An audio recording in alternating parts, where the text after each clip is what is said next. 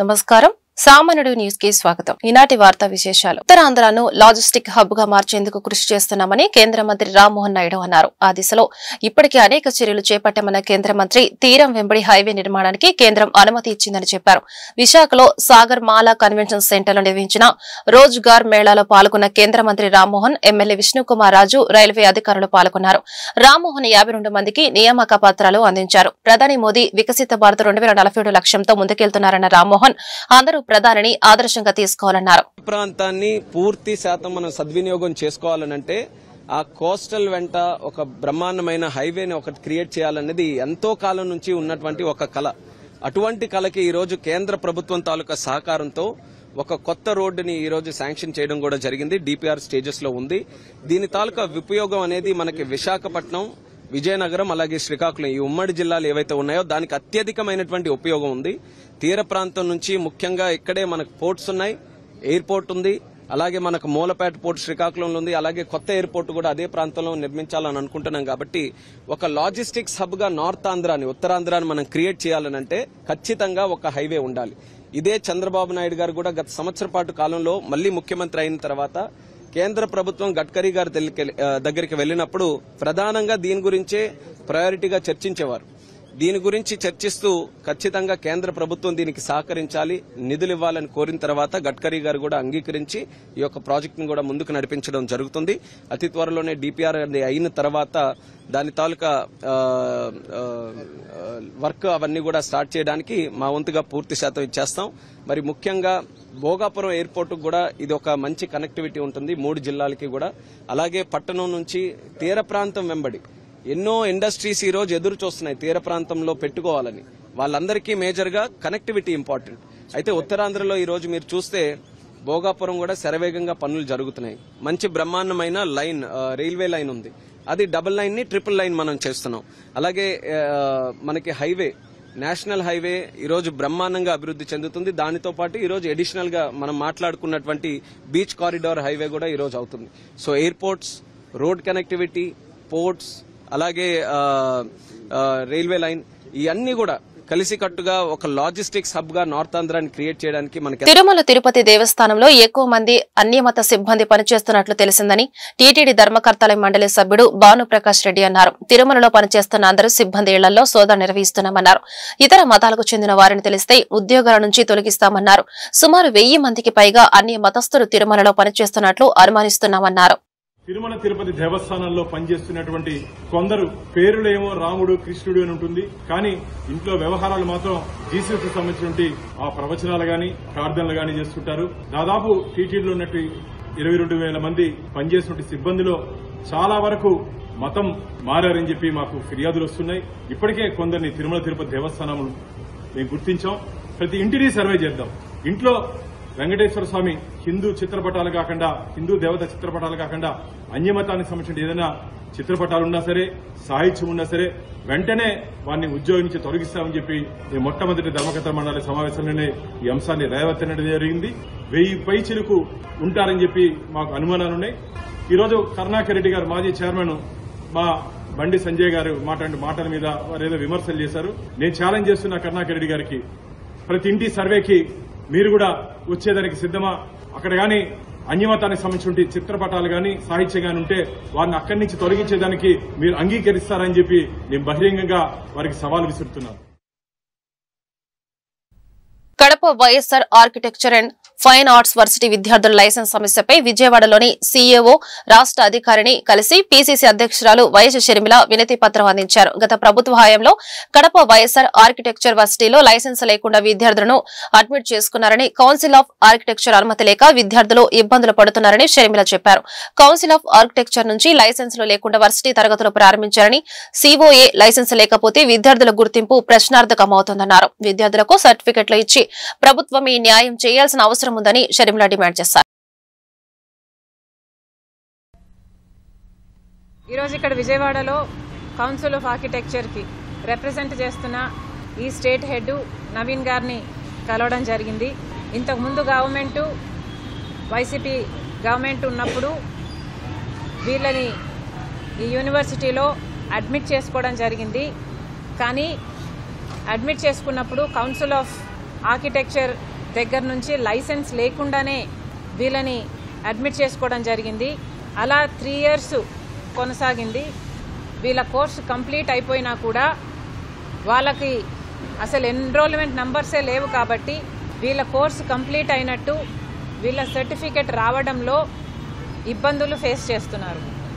ప్రభుత్వం తరపు నుంచి వీసీ గారి ద్వారా ఏ రిక్వైర్మెంట్స్ అయితే ఉన్నాయో వీళ్ళకి ఈ ల్యాబ్స్ని అడ్రస్ చేయడానికి ఎన్ని ఇబ్బందులు ఉన్నాయో, ఎన్ని రిక్వైర్మెంట్స్ ఉన్నాయో అవన్నీ కూడా అడ్రస్ చేసి వెంటనే వీళ్ళకైతే సర్టిఫికెట్లు వచ్చేటట్టు, వీళ్ళ తప్పు లేదు కాబట్టి వీళ్ళకి సర్టిఫికెట్లు వచ్చేటట్టు చూడమని మేము అక్కడ వీసీని డిమాండ్ చేయడం జరిగింది. తెలుగుదేశం పార్టీని, కూటమి ప్రభుత్వాన్ని డిమాండ్ చేయడం జరిగింది. ఆంధ్రప్రదేశ్ లో 590 మంది వేద పండితులు నిరుద్యోగులుగా ఉన్నారని, వారికి నెలకు 3000 భృతి ఇవ్వాలని నిర్ణయించినట్లు రాష్ట్ర దేవాదాయ శాఖ మంత్రి ఆనం రామనారాయణ రెడ్డి తెలిపారు. తిరుమల తిరుపతి దేవస్థానం దేవాదాయ శాఖ సంయుక్తంగా నిర్వహించిన సమావేశంలో ఈ మేరకు నిర్ణయం తీసుకున్నట్లు వెల్లడించారు. సంయుక్త సమావేశంలో TTD chairman BR Naidu, EO Shyamalarao ఇతర అధికారులతో సమీక్షించి తీసుకున్న నిర్ణయాలను మంత్రి ఆనం వివరించారు. గతంలో సీఎం చంద్రబాబుతో నిర్వహించిన సమీక్షలో ఆలయాలకు సంబంధించిన పలు సమస్యలు మా దృష్టికి వచ్చాయి. ఆయా సమస్యలపై చర్చించి రావాలని సీఎం ఆదేశించారు. శ్రీవాణి ట్రస్ట్ నిధులపై నిర్ణయం తీసుకుంటామని బోర్డు చెప్పింది. విజయవాడ దుర్గాగుడికి మరో రోడ్డు వేసేందుకు టీటీడీ సహకారం కావాలి. టీటీడీ బోర్డులో అన్ని మతస్థులు ఉన్న విషయం వాస్తవం. టీటీడీ బోర్డులో దాదాపు 1000 మంది అన్ని మతస్థులు ఉన్నారని కేంద్ర మంత్రి బండి సంజయ్ వ్యాఖ్యలు చేశారు. ఆయన వ్యాఖ్యల నేపథ్యంలో విచారణ కొనసాగుతుంది. టీటీడీ పరిధిలోని కళాశాలలు, పాఠశాలలో 192 మంది పోస్టుల భర్తీపై చర్చించామని ఆనం వివరించారు.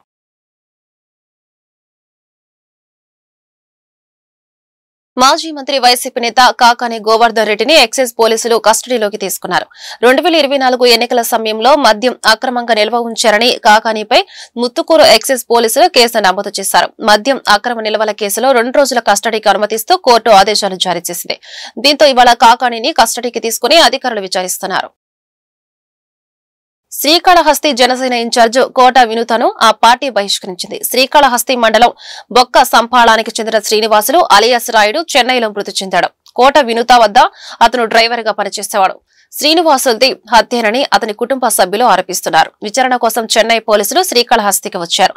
ఈ కేసులో వినూతపై ఆరోపణలు రావడంతో పార్టీ నుంచి సస్పెండ్ చేసినట్లు జనసేన ప్రకటించింది. రాజోలి శివారులోని సుంకేసుల జలాశయం నుంచి శనివారం 10 గేట్లు ఎత్తి దిగువకు నీటిని విడుదల చేశారు. ఎగువ నుంచి 42,500 క్యూసెక్ల వరద జలాశయానికి వచ్చి చేరుతుండగా 39,400 క్యూసెక్ల నీటిని దిగువనున్న శ్రీశైలం జలాశయానికి విడుదల చేస్తున్నట్లు డ్యాం అధికారులు తెలిపారు. ప్రాజెక్టు గరిష్ట నీటి మట్టం 292 మీటర్లు కాగా ప్రస్తుతం 290.50 మీటర్ల నీటి మట్టం ఉందని చెప్పారు. శ్రీశైలం బ్రహ్మరాంబ మల్లికార్జున స్వామి ఆలయంలో భక్తుల రద్దీ పెరిగింది. వరుసగా 2 రోజులు సెలవు దినాలు కావడంతో భక్తులు భారీగా తరలివస్తున్నారు. దీంతో క్యూ కాంప్లెక్స్ నిండిపోయాయి. స్వామివారి సర్వ దర్శనానికి 5 గంటల సమయం పడుతుంది. క్యూ లైన్లలో భక్తులకు అల్పాహారం, మంచినీరు, చిన్నారులకు పాలు, బిస్కెట్లు పంపిణీ చేస్తున్నారు.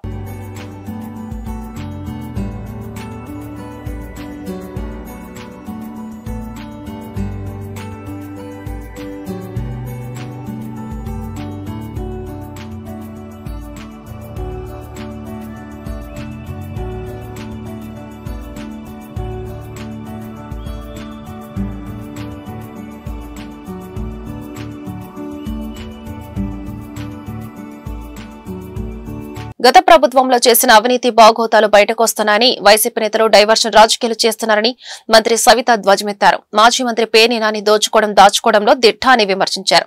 వైసీపీ నేతలపై ఉన్న కేసులను పక్కదోవ పట్టించేందుకు ఆ పార్టీ కార్యకర్తలను రెచ్చగొడుతున్నారని సవిత దుయ్యబట్టారు. వీళ్ళన్నీ డైవర్షన్ పాలిటిక్స్ చేస్తుంటారు. ఈ దాచుకోవడంలో పేద ప్రజల కడుపు కొట్టిన మాజీ మంత్రి నాని కనీసం రేషన్ బియ్యం కూడా వదలకుండా సుమారుగా 7,580 బస్తాల బియ్యం స్కామ్ కూడా మనందరికీ తెలుసు. రెపరెపా కాదు, కనుసైగ చేస్తే నరికి పడేయండి అంటున్నారు. వీళ్ల కేసుల కోసం, వీళ్ల స్వార్థం కోసం, వీళ్ల కేసులు తప్పిదం కోసం కార్యకర్తలు డైవర్ట్ చేయడానికి ఈ రోజు ఈ డ్రామాలు మొదలు పెట్టారు.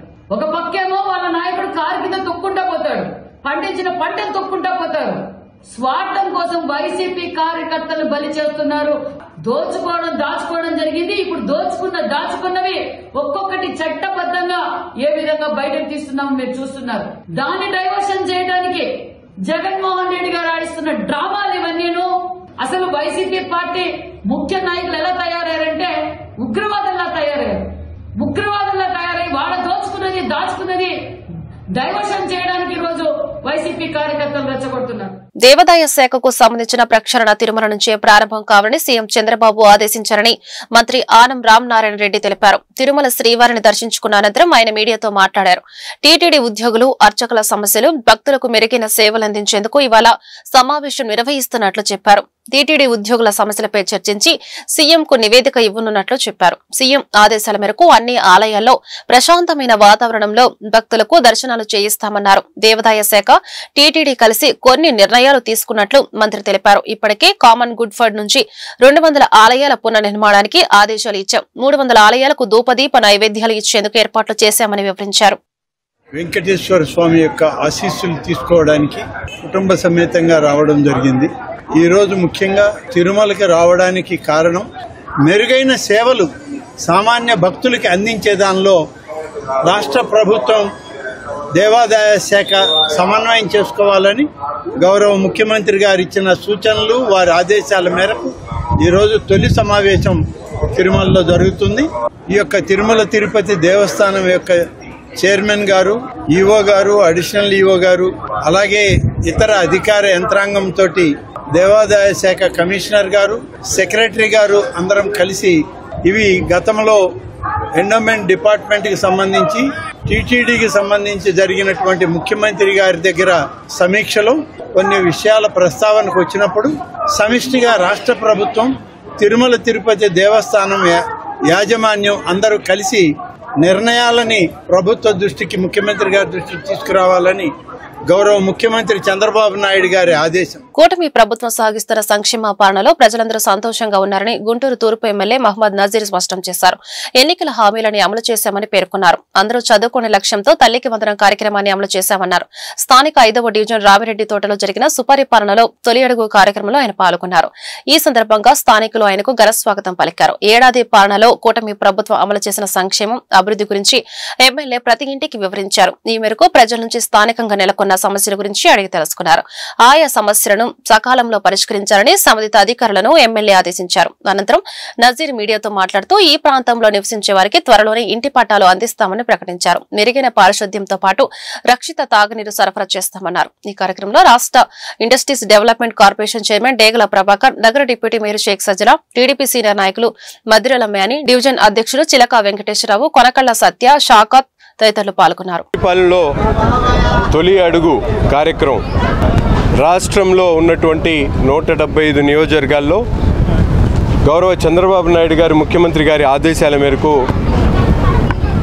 కూటమి ప్రభుత్వం ఏర్పడిన తర్వాత ఈ సంవత్సర కాలంలో జరిగినటువంటి అభివృద్ధి సంక్షేమ కార్యక్రమాలను ప్రజలకు వివరిస్తూ వారి సమస్యలను కూడా పూర్తిగా అవగాహన చేసుకునేటువంటి కార్యక్రమంగా దీన్ని తీసుకోవడం జరిగింది. ముఖ్యంగా మేమందరం కూడా చూస్తూ ఉన్నాం, రాష్ట్రంలో గతంలో ఎప్పుడు జరగనటువంటి విధంగా ఒక పరిపాలన దక్షుడైనటువంటి చంద్రబాబు నాయుడు గారి నాయకత్వంలో నలుమూలల అభివృద్ధితో పాటు క్లిష్ట పరిస్థితులు కూడా సంక్షేమ కార్యక్రమాల మీద పెద్ద ఎత్తున దృష్టి పెట్టడమే కాకుండా ఒక్కొక్కటిగా చెప్పినటువంటి వాగ్దానాలన్నీ కూడా నెరవేర్చినటువంటి పరిస్థితులు. ముఖ్యంగా పేదవారికి అందించేటువంటి సామాజిక పెన్షన్లు 3,000 నుంచి 4,000 చేయడమే కాకుండా వికలాంగులకు 6,000, అలాగే పూర్తిగా మంచానికి పరిమితమైనటువంటి వాళ్ళకి 15,000 రూపాయలు కూడా ఇచ్చేటువంటి కార్యక్రమం. అంతేకాకుండా దేశంలో ఎక్కడ లేనటువంటి విధంగా చదువుకునేటువంటి ప్రతి పిల్లవాడికి కూడా తల్లికి వందనం పేరుతో 13,000 రూపాయలు 65 లక్షల మందికి అందించినటువంటి ఘనత కూడా ఈ కూటమి ప్రభుత్వానిదే. అంతేకాకుండా ఉచిత బస్సు కానీ, దీపం పథకం కింద గ్యాస్ సిలిండర్లతో పాటు ఈరోజు గుంటూరు నగరంలో చూసుకుంటే మనందరికి కూడా తెలుసు, గత 5 సంవత్సరాల్లో తట్టమట్టి కూడా వేయలేనటువంటి నందివెలుగు ఓవర్ బ్రిడ్జ్ కానివ్వండి, అలాగే పేదలు మురికివాడలు కానీ, పేదలు నివసించేటువంటి ప్రాంతాల్లో ముఖ్యంగా పట్టాలు లేనటువంటి వాళ్ళందరి మీద ఈరోజు రామిరెడ్డి తోట ప్రాంతం ఉంది. ఇక్కడ గత 4-5 దశాబ్దాల నుంచి పేదలు అనేక మంది నివసిస్తూ ఉన్నారు. ఇల్లు కట్టుకోవడానికి హౌసింగ్ లోన్ కూడా ఇచ్చేటువంటి పరిస్థితి లేదు. అటువంటి చోట ఈ 8 నెలల్లో శాసనసభ్యుడిగా ఎన్నికైన తర్వాత దీని మీద పూర్తిగా సమగ్ర సర్వే చేయించి ఏ ఇంట్లో ఎంతమంది ఉంటున్నారు, ఎన్ని గజాల్లో ఉంటా ఉన్నారు, వారికి పొజిషన్ సర్టిఫికేట్ ఎలా ఇవ్వాలనేటువంటి ఆలోచనతో ఈరోజు ప్రభుత్వ యంత్రాంగాన్ని అప్రమత్తం చేస్తూ పూర్తి స్థాయిలో సమగ్ర సర్వే చేయించుకోవడం జరిగింది. తప్పకుండా 2-3 నెలల్లోనే ఈ ప్రాంతంలో ఉన్నటువంటి ప్రతి ఇంటి ఓనర్ కూడా మేము గర్వంగా చెప్పగలుగుతున్నాం, మీ ఇంటి దగ్గరికి వచ్చి మీకు పట్టాలు అందించేటువంటి కార్యక్రమం కూడా చేస్తామని చెప్పి ఈ సందర్భంగా తెలియజేస్తా ఉన్నాం. అంతేకాకుండా ముఖ్యంగా ఈ మురికివాడల్లో నివసించేటోట ప్రతి ఇంటికి కూడా సురక్షితమైనటువంటి నీరు అందించేటువంటి కార్యక్రమంతో పాటు పారిశుద్ధ్యం మీద ఇక్కడికి వచ్చేటువంటి వైద్యానికి సంబంధించినటువంటి ప్రతి ఒక్క అంశంలో కూడా నా ఆఫీస్కి ఈరోజు శుభ్ర పరిపాలన వచ్చి సంవత్సర కాలం పూర్తయిన సందర్భంగా ప్రజలందరికీ కూడా చేసినటువంటి అనేక కార్యక్రమాలు, ఏదైతే ఎలక్షన్ల ముందు అజెండాలో చేసినటువంటి 6 పథకాలు ఈ రోజున అమలవుతూ ఉన్నాయి. ప్రతి ఒక్కటి కూడా ప్రజలందరికీ కూడా అందుబాటులోకి వచ్చాయి. దాని గురించి తెలియజేసుకోవడానికి, తెలియజేయపరచడానికి, మరియు ప్రతి చోట కూడా ఎక్కడన్నా ఇబ్బందులు ఉన్నా కానీ వాడల తిరగమని చెప్పేసి, మరి ఏదైతే ముఖ్యమంత్రి గారు ప్రజల సమస్యలు ఎక్కడున్నాయో అవి తెలుసుకోవాలని చెప్పేసి, అలానే మనం ఏదైనా చేసే దాంట్లో పొరపాట్లు ఉన్నా కానీ తెలుసుకొని దాన్ని సరిదిద్దుకునే కార్యక్రమం ఈ తొలి అడుగు ద్వారా ప్రతి ఇంటికి వచ్చేసి అక్కడ ఉన్నటువంటి ఇబ్బందులను తెలుసుకొని దానికి తగు న్యాయం చేసే విధంగా చేయాలని చెప్పేసి ఈ మంచి ప్రభుత్వం చేస్తున్నటువంటి ఈ కార్యక్రమంకి ప్రతి ఒక్కరు కూడా మేము ప్రతి ఇంటి దగ్గరికి వెళ్ళి అడుగుతున్నాం, పెన్షన్ వస్తుందా కానీ ఏదైతే వాళ్ళకి ఇబ్బందులు ఉన్నాయో ఏదైతే ఉందో అది ప్రతి ఒక్కటి కూడా తీసుకుంటూ ఉన్నాం. దీన్ని బట్టి చూస్తే ప్రజలు కూడా హర్షద్వారాలు తెలియపరుస్తూ ఉన్నారు. ఎందుకంటే అంతకుముందు ప్రభుత్వానికి ఈ ప్రభుత్వానికి ఉన్న తేడా తెలుసుకుంటూ ఉన్నారు. ఈ రోజున వైఎస్ఆర్సీపీ పార్టీ ప్రతి ఒక్కటి కూడా అబద్ధాలు చెప్పేసి 5 సంవత్సరాలు పబ్బం గడుపుతుంది. ఈ రోజున గమనించారు, సంవత్సర కాలంలో ఇంత ప్రగతి, ఒక పక్కన అమరావతి రాజధాని ప్రాంతంలో అభివృద్ధి జరుగుతూనే ఉంది, పోలవరం ప్రాజెక్టు జరుగుతూనే ఉంది. ఇటువంటి క్లిష్ట పరిస్థితుల్లో కూడా మరి రాష్ట్రంలో ఖజానా తక్కువగా అయినా కానీ ఎక్కడ అభివృద్ధి పథకాలు కానీ సంక్షేమ పథకాలు కానీ ఎక్కడా కూడా ఆగకుండా జరుగుతున్నటువంటి ఇటువంటి మంచి ప్రభుత్వం, ఆయనకున్నటువంటి పరిపాలన దీక్ష ద్వారా ప్రతి ఒక్కరు కూడా చూస్తూ ఉన్నారు. ఇటువంటి మంచి పరిపాలనకి మరి ఇక్కడ ఉన్నటువంటి లోకల్ ఎమ్మెల్యే గారు కూడా ప్రతి ఒక్కరు కూడా ఈరోజు నజీర్ అహ్మద్ గారు ప్రతి సమస్య గురించి కూడా పూర్తిగా తెలుసుకొని ఎక్కడ సమస్య ఉంటే అక్కడికి వచ్చేసి ఏదైనా అవసరం ఉంటే ఇమీడియట్గా స్పందిస్తున్నటువంటి మంచి ఎమ్మెల్యే గారు దొరకటం తూర్పు నియోజకవర్గ ప్రజలు కూడా చాలామంది హ్యాపీగా ఉన్నారు. ఇటువంటి ప్రభుత్వాన్ని మనం కావాలని చెప్పి తెచ్చుకునే విధంగా ఈరోజు అందరూ కూడా ఆనందంగా ఉన్నారు. ఏదైనా సమస్యలు ఉంటే తెలియపరచమని చెప్పేసి మేము ఈ కార్యక్రమం ద్వారా మీ అందరూ కూడా తెలియపరుస్తాం. గారి ఆదేశాల మేరకు ఎమ్మెల్యే నసీర్ అహ్మద్ గారి ఆధ్వర్యంలో 5వ డివిజన్లో సుపరిపాలన తొలి అడుగు 4.1 అనే ఈ కార్యక్రమం ఇంటికి గడపకి వెళ్ళి ప్రతి ఒక్కరి సమస్యలు కూడా తెలుసుకుంటున్నాము. వాళ్ళ సలహాలు సూచనలు తీసుకుంటున్నాము. మరియు వాళ్ళకి ఏ ప్రాబ్లం వచ్చినా కూడా ప్రజల వద్దే పాలన మరియు ప్రజల మధ్యలోనే పాలన అనే ఒక కాన్సెప్ట్తో ఎలాగైతే సీఎం గారు చెప్పారో ప్రతి ఇంటికి మేము వెళ్తున్నాము. అదేవిధంగా ఎన్నికల ముందు చెప్పిన ప్రకారం ప్రతి ఒక్క మాట కూడా నెరవేరుస్తూ ఈ యొక్క 1 ఇయర్లోనే 90% పథకాలను, సంక్షేమ పథకాలు మరియు అభివృద్ధి కార్యక్రమాలు చేసే దిశగా అడుగులు ముందుకు వేస్తున్నాము. మాట ఇచ్చిన ప్రకారం ప్రతి ఒక్క సంక్షేమ పథకాలు కూడా ఇచ్చాము. తల్లికి వందనం ఇచ్చామని ప్రతి గడపకు వెళ్తుంటే ప్రతి ఒక్కరు ఆశీర్వదిస్తున్నారు. ఒక పిల్ల అయితే ఒకరు, ఇద్దరైతే ఇద్దరు, ప్రతి ఒక్కరికి ఇచ్చామని తెలియజేస్తున్నారు. అలాగే దీపం పథకం కానివ్వండి, ప్రతి ఒక్కటి కూడా ఈ ఒక్క సంవత్సరంలో మేమేమి ఇచ్చాము అనేది వాళ్ళకి తెలియజేస్తున్నాము. రానున్న 5 సంవత్సరాల్లో కూడా ఏ సంక్షేమ పథకాలు అభివృద్ధి చేస్తామనే దశగా వాళ్ళకి వివరించడానికి ఈ యొక్క తొలి అడుగు అనే కార్యక్రమం ఏర్పాటు చేశాము. ప్రతి ఒక్క సమస్య, రోడ్ సమస్య, స్ట్రీట్ లైట్ సమస్య, ప్రతి ఒక్కరి సమస్య కూడా ఈరోజు సుపరిపాలన తొలి అడుగు కార్యక్రమంలో నజీర్ అహ్మద్ గారితో పాటు ఈ యొక్క ప్రాంతంలో రామిరెడ్డి తోట, మరి ముఖ్యంగా పేద బడుగు బలహీన వర్గాలు ఉన్నటువంటి ప్రాంతం, చాలా వెనకబడినటువంటి ప్రాంతం. ఈ ప్రాంతంలో ఎమ్మెల్యే గారితో పాటు ప్రతి ఒక్క ఇంటికి కూడా వెళ్ళినప్పుడు అందరూ కూడా, మరి ముఖ్యంగా మహిళలందరూ కూడా ఇంటికి బయటకు వచ్చి నీరాజనాలు పడుగుతూ ఉన్నారు. కారణం ఏంటంటే నజీర్ అహ్మద్ గారు గెలిచినప్పటి నుంచి కూడా ఎప్పుడు కూడా ప్రజలకు అందుబాటులో ఉంటూ ఎప్పుడు కూడా ప్రజల యొక్క సమస్యలను తెలుసుకొని వెంటనే పరిష్కరించేటువంటి విషయాన్ని జనాలందరూ చెప్తూ ఉన్నారు. మరి ముఖ్యంగా వృద్ధ మహిళలు ఈ ప్రాంతంలో తిరిగినప్పుడు గత ప్రభుత్వము మాకు పెన్షను 3000 ఇస్తానని చెప్పి ఆ 1000 రూపాయలకి 5 సంవత్సరాలు పట్టింది.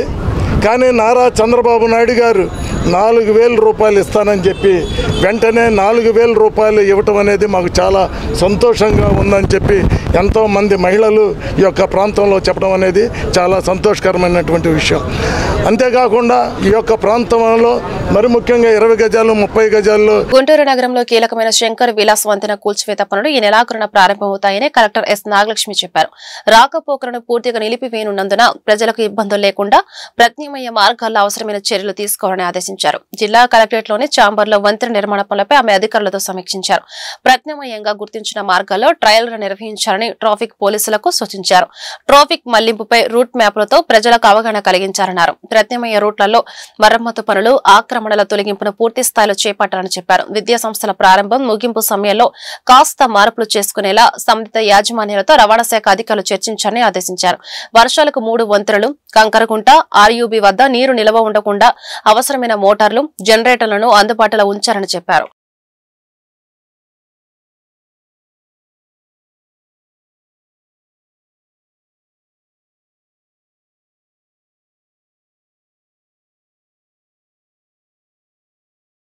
నల్లచెరువు ప్రాంతంలో విచ్చలవిడిగా దొరుకుతున్న గంజాయి విక్రయాలపై ఉక్కుపాదం మోపామని గుంటూరు పశ్చిమ ఎమ్మెల్యే గల్లా మాధవి స్పష్టం చేశారు. ఈవిటీజింగ్ కు పాల్పడే వారిపై కొరడా జురిపించామని చెప్పారు.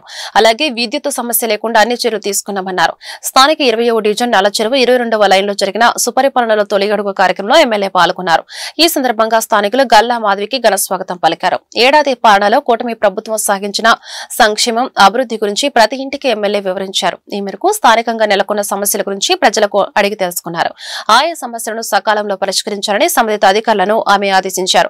అనంతరం ఎమ్మెల్యే మీడియాతో మాట్లాడుతూ కూటమి పాలన పట్ల ప్రజలందరూ సంతోషంగా ఉన్నారని చెప్పారు. సూపర్ 6 పథకాలు అందరి జీవితాలు వెలుగులు నింపాయన్నారు. ఈ కార్యక్రమంలో డివిజన్ అధ్యక్షులు షేక్ ఇమ్రాన్, షేక్ రబ్బానీ, తన్నీరు కృష్ణ, ఆదం షా, మహమ్మద్ రఫీ, టెంట్ హౌస్ బాబు, కరీమున్, గౌడ కార్పొరేషన్ రాష్ట్ర డైరెక్టర్ లక్ష్మీ శైలజ తదితరులు పాల్గొన్నారు. సుపరిపాలన తొలి అడుగులో భాగంగా సంవత్సర కాలం పూర్తయిన శుభ సందర్భంలో ప్రతి గడప గడప ఈరోజు వెళ్తూ అందరికీ కూడా ఈ సుపరిపాలనలో మేము చేసిన అభివృద్ధి గురించి, ఇచ్చిన సంక్షేమం గురించి ఒక పక్కన ఎక్స్ప్లెయిన్ చేస్తూ అదేవిధంగా వారి సమస్యలను తెలుసుకోవడం జరిగింది. సంవత్సరం క్రితం క్యాంపెయినింగ్లో మేము ఇచ్చిన వాగ్దానాలన్నీ కూడా ఈరోజు నెరవేర్చుకొని మళ్ళీ వాళ్ళ ఇంటి ముందు నుంచినప్పుడు చాలా ఆనందం వ్యక్తం చేస్తూ ఉన్నారు. ఇటు పథకాలతో పాటు స్థానికంగా అనుభవిస్తున్న సమస్యల మీద కూడా ఆ రోజు మేము అందరికీ హామీ ఇవ్వడం జరిగింది. అందులో అనేక సమస్యల మీద దృష్టి పెట్టి మేము వాళ్ళకి ఒక సొల్యూషన్ ఇవ్వడం జరిగింది. ఇక్కడ జనరల్గా రోడ్లు ఉండేవి కాదు, లోతట్టు ప్రాంతంగా ఉండేది, డ్రైన్స్ సరిగ్గా ఉండేవి కాదు, గంజాయి విపరీతంగా ఉండేది. వీటన్నిటి మీద ఫోకస్ చేసి ఈరోజు 1 ఇయర్లో వీటన్నిటికీ ఒక మంచి పరిష్కారాన్ని తీసుకురావడం జరిగింది. కరెంట్ లైటింగ్ సరిగ్గా ఉండేది కాదు. ఇక్కడ దాదాపుగా 40 నుంచి 50 పోల్స్ షిఫ్టింగ్ చేస్తూ చాలా ఎలక్ట్రికల్ వర్క్స్ చేయించడం జరిగింది. అండ్ స్థానికంగా ఇంకా చిన్న చిన్న సమస్యలు ఉన్నాయి. అందులో ప్రధానంగా ఇళ్ల పట్టాలు చేతికి ఇచ్చారే కానీ ఆ ఇళ్ళు ఎక్కడున్నాయో మాకు తెలియదు అని చెప్పి ప్రజలు వాపోతున్నారు. ఆ సమస్య ఒకటి ఉంది. అది మనం దాన్ని దృష్టిలో పెట్టుకొని సమస్యకు పరిష్కారం తీసుకురావాల్సిన అవసరం ఉంది.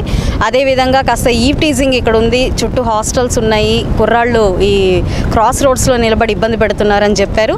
దానికి కూడా చాలా సత్వరమే పోలీస్ డిపార్ట్మెంట్ వాళ్ళతో కన్సల్ట్ చేసి ఇక్కడ ఒక బీట్ కానిస్టేబుల్ని ఏర్పాటు చేసి వాళ్ళ సమస్యను పరిష్కరిస్తామని చెప్పి చెప్పడం జరిగింది.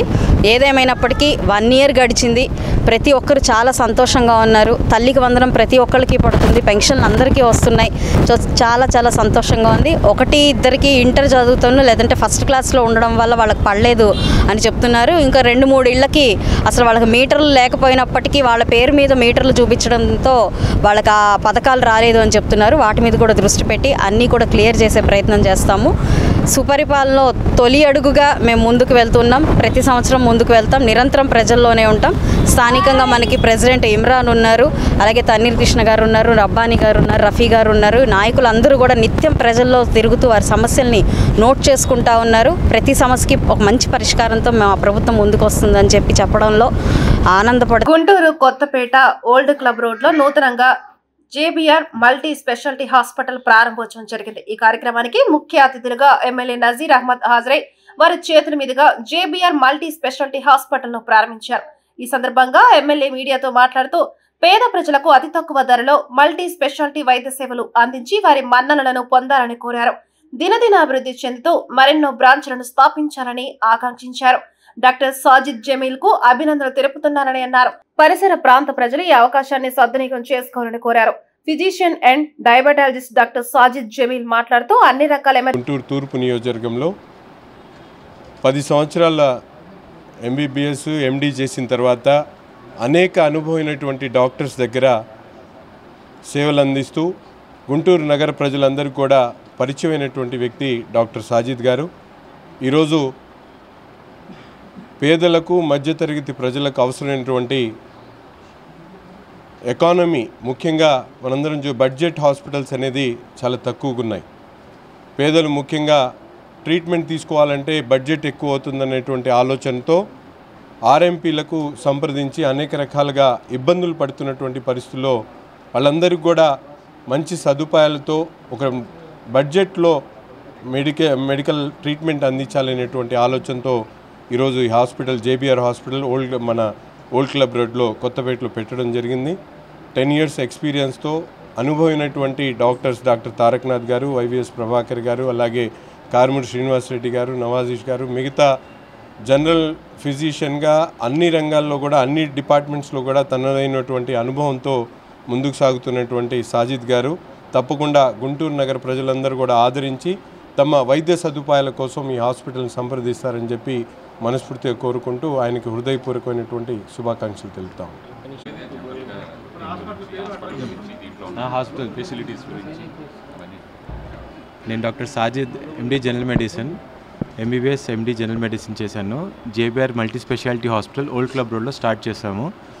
ఇక్కడ general medicine, orthopaedics, gynaecology, gastroenterology, cardiology facilities అవైలబుల్గా ఉన్నాయి తక్కువ ధరలో. ఈ వార్తలు ఇంతటితో సమాప్తం. నమస్కారం.